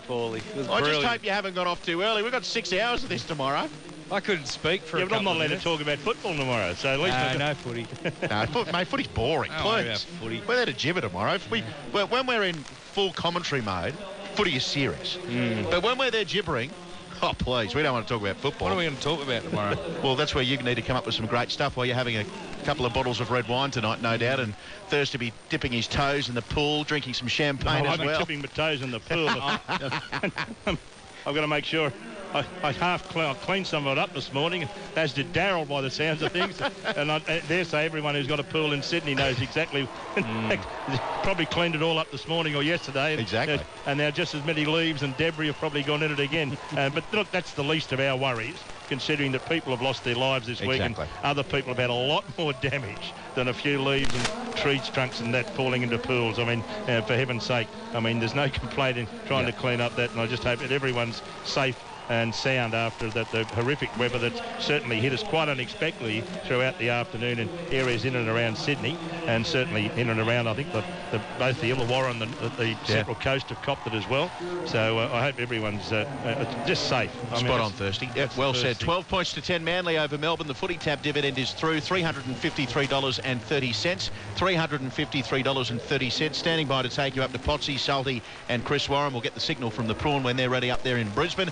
And the crowd at Amy Park, 13,948. Righto, Thirsty, I'll catch you tomorrow at Penrith. You see that she's in there jumping around? Oh, he's a Dragons man. he's the only person I know, as opposed to anybody involved with the St George Illawarra team, that owns more clothing to do with St George Illawarra than the Prawn. Oh, mate, he's Every day got more than the merchandising. Exactly. If you need a St George shirt, ask the prawn, he'll hook you up. Thursday, I'll catch you tomorrow at Penrith, Pepper Stadium from midday. I will. I'll see you then. Looking forward to it. And Peg, behave yourself tonight. I'll see you tomorrow. Okay, can't wait. Home game for you. Very good. All right, let's take you up to Suncorp Stadium and link in with Mark Braybrook, Peter Basaldis and Chris Warren, who'll be down on the touchline. Let's hope this action follows what we've seen this afternoon. Brisbane taking on Parramatta. Potsy, it's a very good evening to you.